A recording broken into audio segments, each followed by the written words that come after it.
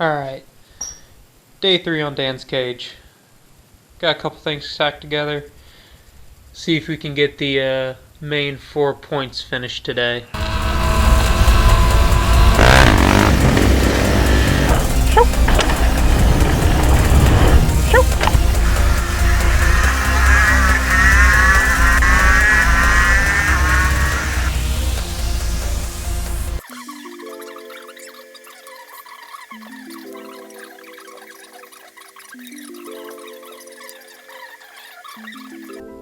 So yesterday we got This is a Chuki beat production. these tacked together, at least the top hoop tacked to the main hoop, this A-pillar bar tacked in place. Now we're going to work on that A-pillar bar, and then hopefully I'll weld as much as I can around all this as it's up here, and then pull the plates, there's holes in the floor, drop the cage down, weld around the top of everything.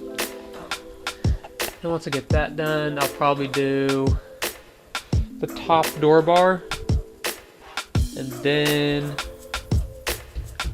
I'll try to figure out the order of operation on this cage so I don't mess myself up later. Like I said, first cage, so you guys are learning just like I am. Hopefully I don't screw up. If I do, sorry Dan.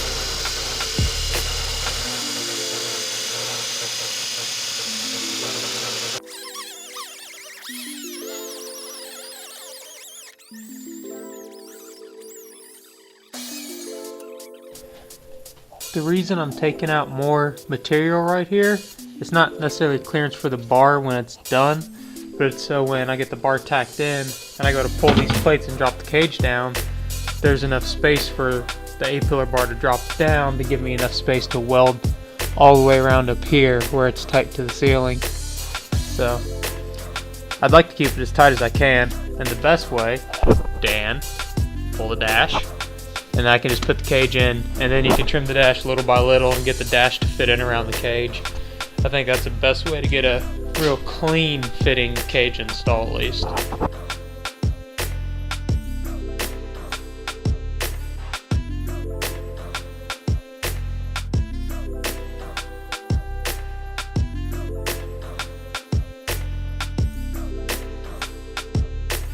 This is a Chuki beat production. Well, I got about as much as I can get around the tube welded up. It's not horrible, but I'm not very good at awkward positions. These guys that can make these cages look like a work of art as far as the welds go, I swear they're contortionists, and they're ambidextrous too.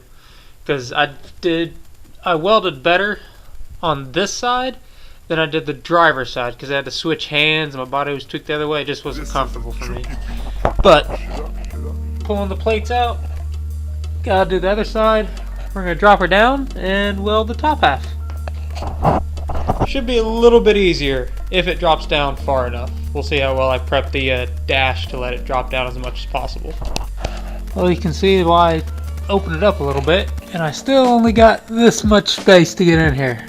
The backside, there'll be enough room to get in there, hopefully.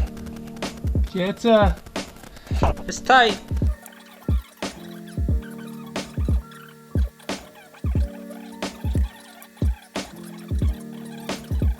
You see what I'm doing in here to get enough space to weld around these tubes?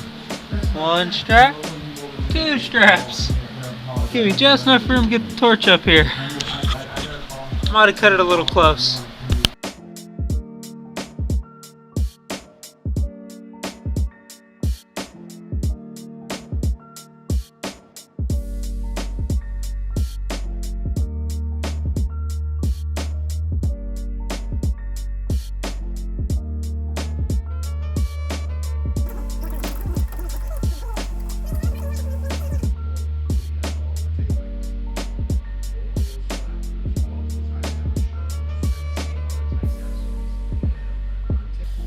Alright, next thing I'm going to do is door bars.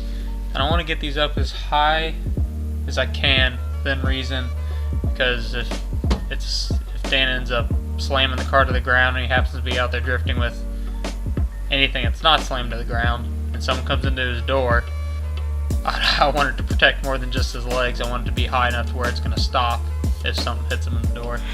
So we're going to trim the dash up here a little bit, and I'll put my top bar there, and I'll probably put a little bit of an angle to where it ends somewhere up here. Oh, it's starting to look like something.